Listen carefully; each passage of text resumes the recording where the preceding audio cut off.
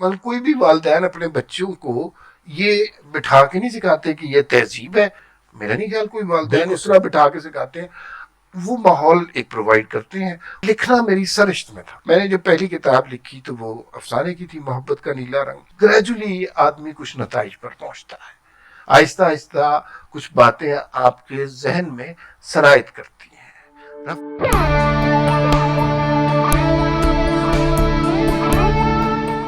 یہ radio Pakistan pod cost ہے. السلام علیکم. ریڈیو پاکستان کی عالمی سروس کی طرف سے اکمل شہزاد گھمن ایک اور پوڈ کاسٹ کے ساتھ آپ کی خدمت میں حاضر ہے. آج ہماری خوش قسمتی ہے کہ پاکستان کے نامور مزاحیہ شاعر انور مسعود صاحب کے فرزند جناب عمار مسعود ہمارے اسٹوڈیوز میں تشریف رکھتے ہیں. گو کہ انہوں نے اپنی شناخت اور اپنا نام اپنی محنت کے بل بوتے پہ بنایا ہے. گو کہ ان کی والدہ محترمہ اور ان کے والد صاحب دونوں بڑے ایک عالمانہ مزاج اور ایک ادبی اور جو ثقافتی پس منظر کے حامل لوگ ہیں, اور انہوں نے اپنے بچوں کی تربیت بھی اسی طرح کی. عمار مسعود نے اپنے کریئر میں پی ٹی وی کا پروگرام رات گئے لمبا عرصہ اس میں ایز میزبان کے کام کیا اور بڑی اچھی روایت قائم کی. اس کے علاوہ یہ بڑے اخبارات جو پاکستان کے بڑے اخبارات ہیں ان میں کالم بھی لکھتے رہے, اور آج کل ایک ویب سائٹ وی نیوز کے یہ چیف ایڈیٹر ہیں. تو عمار جب جس زمانے میں پی ٹی وی میں آتے تھے تو ہم جو دوست میڈیا سے متعلق تھے تو ہم کہتے تھے یار یہ بڑا بندہ بنا کے بولتا ہے اور اس طرح. لیکن جب ان کے بعد ایک نیا میزبان آیا تو ہم نے کہا کہ یار وہ تو بہت اچھا تھا. تو آج وہ جو اچھے میزبان ہیں وہ ہمارے پاس تشریف رکھتے ہیں. ہمارے صاحب بہت شکریہ کہ آپ اپنے قیمتی وقت میں سے آج آپ نے ہمارے اسٹوڈیوز میں تشریف لائے اور ہمارے لیے وقت نکالا.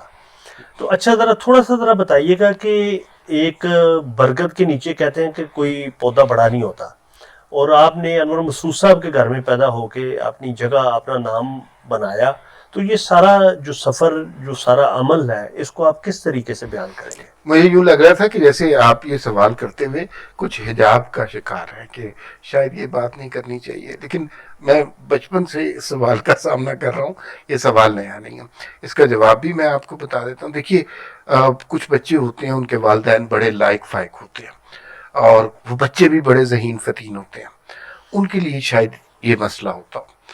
جتنے میں سمجھتا ہوں کہ میرے والد معروف ہیں اور جتنے وہ لائق ہیں تو ہمارا کوئی کمپیریزن نہیں بنتا, لہذا برکت والی مثال ہمارے ساتھ درست نہیں بنتی.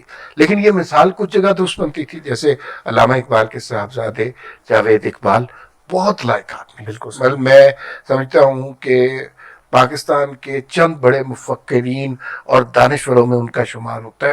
اور اگر آپ کو یقین نہ آئے تو ان کی کتاب زندہ رود پڑھ لیجئے, آپ کو اندازہ ہو جائے گا کہ وہ کس قبیل کے مفکر تھے. مجھے ذاتی طور پہ ان کے ڈائریکٹلی کچھ لیکچر سننے کا اتفاق ہوا بہت زیادہ, اور اس میں اب میں بالکل کوئی دو رائے نہیں کہ وہ واقعی ایک اپنی دانشورانہ اور فلسفیانہ ایک پوزیشن کے حامل تھے. لیکن یہ کہ وہ انہیں نقصان ہوا, انہیں ان کا کمپیریزن ظاہر ہے.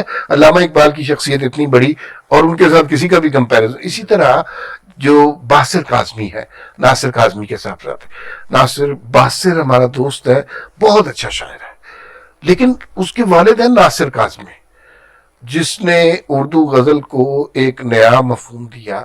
اب باسر کتنی اچھی غزل کہہ لے, اس کا مقابلہ ناصر کاظمی سے ہی ہوگا اور وہ اس کمپیریزن میں نہیں آتا.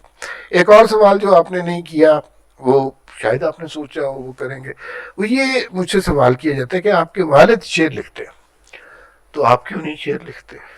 بڑا اکثر سوال ہونا ہے. اس کا جواب میں نے بڑا اچھا سوچا کہ دو صورتحال ہوتی ہیں اگر میں شعر لکھتا. پہلی تو بات یہ ہے کہ اگر میں اچھا شعر لکھتا تو کسی نے یقین ہی نہیں کرنا تھا میں نے لکھا. دوسری بات یہ ہے کہ اگر میں برا شعر لکھتا تو لوگوں نے کہنا دیکھو جی انور صاحب کا بیٹا ہے کتنا برا شعر لکھ رہا ہے. تو میں اس طرف آیا نہیں, اس میں انٹینشن کا بھی دخل تھا. نثر کو میں نے لکھا, افسانے سے شروع کیا, کالم کی طرف آیا, مضامین کے کتابیں, تنقید, اس طرف رہا, لیکن شعر کی طرف میں گیا ہی نہیں. بالکل صحیح.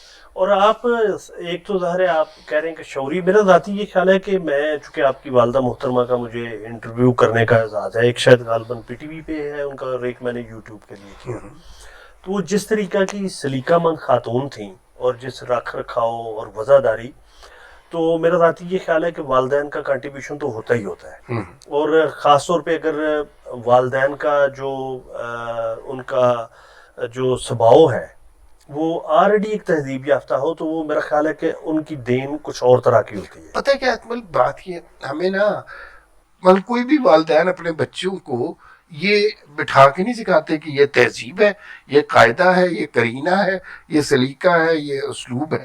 میرا نہیں خیال کوئی والدین اس طرح بٹھا کے سکھاتے ہیں۔ وہ ماحول ایک پرووائڈ کرتے ہیں، اس ماحول میں جو اجسام، روحیں پنپتی ہیں وہ اس ماحول کے اثر میں گندی ہوتی۔ جیسے ہمیں یہ بہت اچھی طرح یاد ہے کہ جتنے اس دور کے بڑے لوگ انٹلیکچوئلز ہیں وہ سارے ہمارے انکلز آنٹیاں بنتی ہیں ہمارے پاس۔ کبھی اشفاق صاحب آ رہے ہیں، کبھی احمد ندیم قاسمی صاحب آ گئے، امجد اسلام صاحب تو ہمارے رشتے دار تھے، عطا اللہ قاسمی، حفیظ طائب، یوں نے پیرزادہ قاسم، تو یہ ہمارے گھر کی طرح، واصف علی واصف صاحب آ گئے، بارو قدسیہ صاحب آ گئے، اور ہم بچپن میں کچھ چائے کا کپ لے کے ان کے پاس جاتے تھے۔ کچھ پتہ نہیں تھا ان لوگوں کی کیا اہمیت ہے، کیا معاشرے میں مقام ہے، لیکن بہرحال ان کے ساتھ بیٹھنے کا، ان سے ڈانٹ کھانے کا شرف حاصل ہوا، اور اس سے بہرحال بہت کچھ سیکھا ہے۔ لیکن سچی بات یہ ہے کہ ہمارے یہ تو ہم ذاتی طور پہ جانتے ہیں نا، بہت سے لوگوں کو نہیں یہ پتا کہ آپ انور مسعود صاحب کے بیٹے ہیں۔ وہ تو چلے ہم ایک سعادت ہم سمجھتے ہیں کہ چونکہ وہ خود ایک بڑا نام ہے تو ان کا بیٹا ہونا ایک بڑے اعزاز کی بات ہے، لیکن سچی بات یہ ہے کہ آپ نے اپنا مقام اپنی محنت سے بنایا ہے۔ اس میں ظاہر والدین کی محنت یا دعائیں یا سب کچھ شامل ہوگا، لیکن آپ نے اپنی محنت بھی کی ہے۔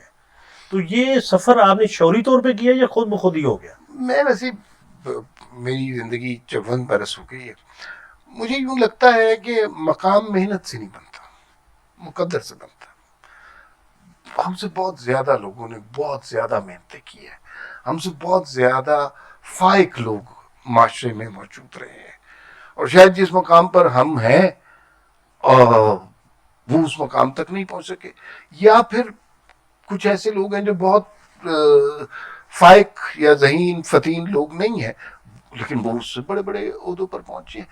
اس کا محنت سے کوئی تعلق نہیں ہے۔ مجھے آپ کی بات سے یاد آ گیا کہ میں نور جہاں صاحبہ کا ایک انٹرویو سن رہا تھا ریڈیو پہ، وہ غالباً سید رضا کاظمی یا یاسمین طاہر، یاسمین طاہر صاحب کی بیگم ہے اور امتیاز علی تاج صاحب کی بیٹی ہیں، غالباً ان دونوں میں سے کوئی انٹرویو کر رہا تھا۔ تو انہوں نے کہا کہ میڈم آپ تو بہت ریاض کرتی ہوں گی، تو انہوں نے کہا کہ ریاض تو اور بھی بہت لوگ کرتے ہیں، یہ بس رب کی دین، رب کی دین ہوتی ہے کہ وہ کس کو کیا دے دے۔ اچھا ایک ذرا یہ بتائیے گا کہ آپ نے جو جب کالم نگاری کا آغاز کیا، تو میں چونکہ تھوڑا سا ایک طالب علم کے طور پہ میری تھوڑی نظر تھی، تو پھر ایک وقت آیا کہ آپ نے ایسے لگا کہ جیسے آپ ایک خاص پارٹی یا نقطۂ نظر کو جو ہے وہ پروموٹ کر رہے ہیں۔ یہ کسی کہاں تک یہ بات یا تاثر درست ہے؟ بہت حد تک درست ہے، میں اس میں کوئی ایسی چھپانے والی بات نہیں۔ پہلے کالم نگاری پہ بات کر لیتے ہیں۔ مجھے لکھنے کا شوق ہے، یعنی میں جب چھوٹا سا تھا نا، دوسری تیسری جماعت میں تھا، تو ہم چھٹیوں میں گجرات ہمارا علاقہ ہے وہاں جاتے تھے، میں اپنی والدہ کو خط لکھتا تھا، اور خط بھی 20 صفحے لمبے، اور پتہ نہیں کیا زندگی اور موت اس طرح کے موضوعات پہ۔ پھر میں نے افسانہ لکھا، پھر اور کچھ کرتا رہا، لیکن لکھنا میری سرشت میں تھا، میں کچھ بھی کرتا لکھتا۔ میں نے جو پہلی کتاب لکھی تو وہ افسانے کی تھی، محبت کا نیلا رنگ۔ مجھے یہ اندازہ ہوا کہ اس معاشرے میں کہانی کی وہ قدر نہیں ہے، وہ پذیرائی نہیں ہے جو ہونی چاہیے۔ میں یہ سوال کرنے ہی والا تھا کہ آپ نے پہلی کتاب کے بعد آپ کی افسانہ نہیں لکھا، جی جی، وہ جو ہے نا کہانی نہیں لکھی۔ پھر سیاست کی طرف لکھنا شروع کیا تو وہاں تو بہت زیادہ کہانیاں ملی، آپ سے بہتر کون جانتا ہے، آپ نے بھی بہت معروف کتاب لکھی۔ اچھا پھر مجھے یہ اندازہ ہوا کہ میں جو دو طرح کے صحافی ہوتے، ایک رپورٹر ہوتے ہیں، ایک کالمسٹ ہوتے ہیں۔ کالمسٹ کو نقطۂ نظر رکھنا چاہیے، آپ بالکل ان بائس نہیں ہو سکتے۔ آپ کو شاید آپ کے حلقہ احباب میں یا حلقہ ارادت میں اگر 10 لوگ ہیں، 20 لوگ ہیں، ان کی کم از کم ڈائریکشن فریکوینسی درست کرنا سماج میں آپ کی ذمہ داری ہے. تو میں تو اس معاملے میں بالکل سچ بولنے کا قائل ہوں کہ ان بائس نہیں ہوتا, اور اس سوسائٹی میں ان بائس ہونا بھی نہیں چاہیے. جہاں تفریق اس قدر واضح ہے, جہاں تقسیم اس قدر وسیع ہے, تو وہاں آپ کیسے ان بائسڈ ہو سکتے ہیں؟ آپ تمام اغراض سے اور تمام باتوں سے ماورا کیسے ہو سکتے ہیں؟ آپ کو ایک ٹیک, ایک سائیڈ, ایک نقطۂ نظر لینا پڑے گا. نہیں لیں گے تو پھر آپ کی حیثیت کوئی نہیں ہوگی. میں کم از کم یہی سمجھتا ہوں. اچھا, یہ کون سا ایسا ٹرننگ پوائنٹ تھا؟ چونکہ میں جیسے کہ پہلے بیان کیا کہ میں تھوڑا بطور طالب علم کہ میری تھوڑی نظر ہوتی ہے چیزوں پہ, تو یہ کون سا ایسا لمحہ تھا جس پہ آپ نے فیصلہ کیا کہ you should go with a side? اچھا, میں نے جب کالم لکھنا شروع کیا نا, تو جن کالمسٹ کو میں نے پڑھا اور پاکستان میں اچھے کالمسٹ کو پڑھا, تو مجھے یوں لگا کہ سب کی سائڈ سے ایسا نہیں ہے. ان بائس کالمسٹ آپ مجھے بتا دیں کوئی پاکستان میں ہے؟ نہیں ہے. مجھے یہ پتا تھا کہ میری تحریر میں اثر ہے, وہ میں لکھ میں سکتا ہوں. سائڈ میں نے پھر بعد میں خود چوز کرنی تھی. تو پھر کوئی ایک ایسا پوائنٹ آف ٹائم نہیں تھا, کوئی مخصوص لمحہ فوکس ٹارگٹ نہیں تھا کہ جس میں یہ فیصلہ ہوا. گریجولی آدمی کچھ نتائج پر پہنچتا ہے, آہستہ آہستہ کچھ باتیں آپ کے ذہن میں سرایت کرتی ہیں, رفتہ رفتہ کچھ فیصلے آپ کے اندر در آتے ہیں. تو اسی طرح ہوا ہے, کوئی موقع, مقام, محل نہیں تھا. اچھا, یہ ذرا بتائیے گا عمار کہ کیا ہمارے جیسے ملکوں میں انڈیپینڈنٹلی ایک جرنلسٹ کے لیے بات کرنا ممکن ہے؟ دیکھیے, کچھ موضوعات ہیں یہاں پر جن پر بات نہیں کی جا سکتی. مجھے ان موضوعات کا اور ان کی طرف سے جبر کا ادراک نہیں تھا. گزشتہ کچھ عرصے کا موسم گزرا, اور اس میں تو صرف بے روزگار رہا, لیکن بہت سارے لوگ ایسے رہے جنہوں نے گولیاں بھی کھائیں, جنہوں نے تشدد بھی برداشت کیا اور بہت ظلم دیکھا. تو اس سارے عرصے میں بے روزگاری میرا مقدر بنی. تو پھر مجھے یہ احساس ہوا کہ اس کی بنیادی وجہ ایک خاص نقطۂ نظر پر کے حوالے سے لکھنا ہے. اچھا, اب شاید اپنے اندر, ہر انسان کے اندر ایک چھوٹا سا باغی شخص ضرور ہوتا. تو میں نے انٹینشلی, اگر میں چاہتا تو ان موضوعات سے مترادف یا متضاد بھی لکھ سکتا تھا. انہی موضوعات پہ لکھا, 1 روپیہ نہیں ملا, مختلف ویب سائٹس پہ چھپواتا رہا, سوشل میڈیا کا سہارا لیتا رہا, کوئی اخبار چھاپنے کو تیار نہیں تھا. لیکن ایک چیز جو اس عرصے میں نے 6-7 سال کا وہ عرصہ تھا تسلسل سے کی, وہ لکھنا نہیں چھوڑا. میرا نہیں خیال کہ کوئی ویک ایسا گزرا ہو جب میں نے لکھا. اور اگر آپ وہ دیکھیں تو 1000 سے زیادہ شاید کالم بن جاتے ہو. 1000 کالم بہت بڑی چیز ہوتی ہے. ہاں, مجھے آپ کی بات سے یاد آ گیا کہ ان دنوں میں آپ نے وہ قیوم صدیقی اور مطیع اللہ جان کے ساتھ بھی یعنی سوشل میڈیا پہ بھی کچھ فنی گانا, جی وہ آپ نے کوشش کی, یعنی تو لیکن یہ کہ پھر الٹیمیٹلی تو آپ ایک کہیں نہ کہیں آپ چل رہے ہوں تو آپ ایڈجسٹ بھی ہو جاتے ہیں, کچھ جاب بھی مل جاتی ہے, چیزیں بہتر ہو جاتی ہیں. وہ جو فنی گانا کا آپ نے ذکر کیا, وہ بنیادی طور پر متی اور قیوم کا آئیڈیا تھا. میں ویسے ان کے ساتھ شامل ہو گیا. لیکن دیکھیے, اگر ایک آزاد معاشرہ ہو, اس میں اس چیز کی کوئی ویلیو نہیں ہے. ویسے اسکٹس تھے, نہ پروڈکشن ویلیو نہ کچھ. لیکن ایک معاشرہ جہاں بات کہنے پر پابندی ہو, جہاں قفل لگے ہوئے ہوں, وہاں پہ تھوڑی سی آواز بھی زیادہ سنائی دیتی ہے, ہلکی سی آواز بھی آپ کو شور دکھائی دیتی ہے. تو وہی کچھ اس کے ساتھ ہوا. اس زمانے میں کہنے کا رواج نہیں تھا, تو وہ ہم نے ہیلے ڈھونڈے کہ اگر چلو جی کالم نہیں چھپ رہا تو یہ کر لیتے, یہ نہیں کر رہا ٹویٹر پہ کچھ لکھ دیتے, ٹویٹر پہ کچھ نہیں کر رہا فیس بک پہ لکھ رہے, اور کچھ نہیں کر رہے کسی محفل میں کوئی بات کرتے ہیں. لیکن تسلسل سے ایک نقطۂ نظر رکھنے کا بہرحال ایڈوانٹیج ہوتا ہے. بالکل. اچھا, یہ ذرا بتائیے گا کہ جو آپ کا پروگرام رات گئے, وہ ایک تو نام بہت, اس میں ایک ریتھمیٹک, ایک لٹریری اور خوبصورت نام, تو یہ آپ کا تجربہ کیسا رہا؟ یہ مجھے بڑا فخر ہے کہ یہ آئیڈیا میرا تھا. اور جب میں پی ٹی وی کی ایڈمنسٹریشن کے پاس وہ آئیڈیا لے کے گیا تو نام میرا نہیں تھا, آئیڈیا میرا تھا. تو انہوں نے کہا جی کہ یہ تو اب جیزی قسم کا دور ہے, تو ذرا تھوڑا سا فاسٹ پیس پروگرام بنائیں. میں فاسٹ پیس پروگرام کا قائل ہی نہیں ہوں, تو میں نے کوشش یہ کی کہ الیکٹرانک میڈیا کی پیس کو تھوڑا سلو کر کے دیکھتے ہیں کیا ہو جائے گا. اور ہم نے لیٹ نائٹ پروگرام شروع کیا, جس میں آج میں آپ کو کچھ بتا دیتا ہوں کہ ایک شاعر ہوتا تھا, ایک سنگر ہوتا تھا, اور لوگ آپ لوگوں کے یا ویورز کے لیے امپورٹنٹ شخص سنگر ہوتا تھا, کیونکہ وہ گانے گاتا تھا, میوزک طبلہ سارنگی باجا اس کے ساتھ ہوتا تھا. میرے لیے وہ اس کے ساتھ جو شاعر ہوتا تھا وہ زیادہ امپورٹنٹ ہوتا تھا. شاید میرے ذہن میں ایک بات تھی کہ اس معاشرے میں شاعر ہر معاشرے کا سب سے عاقل شخص ہوتا ہے, لیکن اس سوسائٹی میں اس کی مانیٹری ویلیو بہت کم ہے. مجھے یہ اچھی طرح پتہ ہے, پی ٹی وی کا مشاعرہ ہوتا تھا, 300 روپیہ ملتا تھا. میرے والد کو اس طرح کا اللہ کا شکر ہے مسائل نہیں ہے, لیکن چونکہ اظہار کا ایک ذریعہ تھا, وہ سب سے عاقل آدمی جو لفظوں سے انقلاب لاتا تھا, کبھی کسی سے سفارش کرا کے کسی سے کرا کے 300 روپے کا مشاعرہ پڑا کرتا تھا. تو مجھے اس بات کا بڑا قلق تھا. تو شاید ان انٹینشنلی میں چاہتا تھا کہ وہ شخص جو لکھتا ہے, شعر لکھتا ہے, اس کو گلوریفائی کیا جائے, گلیمرائز کیا جائے, یعنی اس کو چند پیسے بھی ملے اور اس کو عزت بھی ملے اور اس کو نام بھی ملے. اس بی ٹی وی نے اتنے کیا پیسے دینے تھے, لیکن گلیمر کریٹ کیا نا, اس کو زیادہ مارکیٹیبل کر کے پیش کیا شاعر کو. ورنہ ہم شاعر کو کس طرح پیش کرتے ہیں فلموں میں کہ جو شخص سب سے زیادہ پاگل ہوتا ہے نا, وہ پتہ چلتا ہے آخر میں کہ وہ شاعر ہے. تو یہ شاعر کا مقام بالکل بھی نہیں ہے.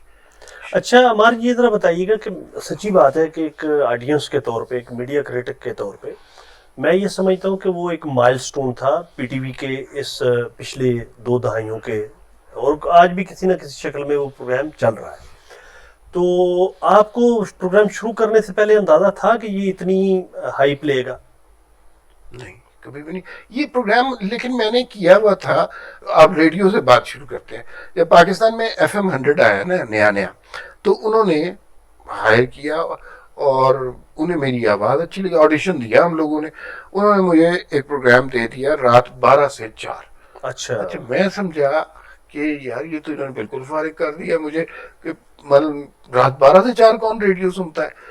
اور موٹر سائیکل میرے پاس ہوتا تھا, سردیوں کے زمانے تھے, تو وہاں میں نے کہا یار چلو غزلیں سنتے ہیں. تھوڑا سا مجھے بھی شعر پڑھنے کا شوق تھا. تو وہ اصل میں رات گئے کا کانسیپٹ جو ہے وہ غزل ٹائم کا کانسیپٹ. بالکل ٹھیک ہے, وہ پہلی دفعہ پاکستان, اور لیکن وہ غزل ٹائم میں اب بھی سمجھتا ہوں کہ رات گئے سے بہت زیادہ پاپولر تھا. اچھا, اس کا مطلب یہ ہے کہ آپ نے وہ ایک سیلیبریٹیزم جو ہے وہ انجوائے کیا ہوا ہے اس زمانے کا. ریڈیو میں جتنا ریڈیو آدمی کا, سیلیبریٹی اس زمانے میں تو ریڈیو کا بہت, FM کا بہت زیادہ تھا. جی جی جی.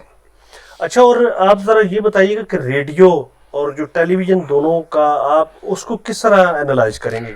میرے خیال میں مائک کا رومانس زیادہ ہوتا ہے.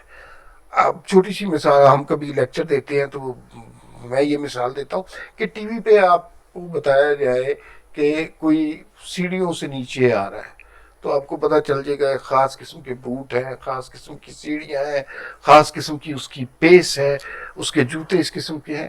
یہی بات اگر ریڈیو میں کی جائے تو آپ کے اندر کیوریوسٹی زیادہ کریٹ کرتے. صرف قدموں کی یہ آواز ہے, زیادہ آپ کی امیجنیشن کو کھولتی ہے. میرے خیال میں زیادہ تخلیقی کام جو ہے وہ ریڈیو ہے, اور مجھے ذاتی طور پہ کیمرے کی نسبت ریڈیو بہت زیادہ پسند ہے. اچھا, آج آپ ریڈیو آئے ہیں, شروع سے بچپن سے آتے رہے ہیں, تو آج اور جو ماضی کا ریڈیو تھا اس میں کیا فرق آپ محسوس کرتے ہیں؟ مجھے کچھ عرصے پہلے تک جب ہم ریڈیو آتے تھے, یہ بتانا چاہیے کہ میں نے جب اپنے کریئر کا آغاز کیا تو 75 روپے کا چیک ملتا تھا, اور اس میں بھی ایک فرمائشی خطوط ایک پروگرام میں پڑھے جاتے تھے.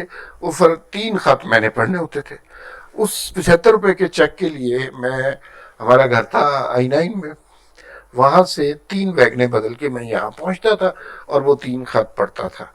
اور اس کے بعد میں کچھ عرصے پہلے تک آیا ریڈیو, تو مجھے یوں لگا کہ ریڈیو اس مقام پر رک گیا ہوا ہے, اس سے آگے اس نے کوئی سفر طے نہیں کیا.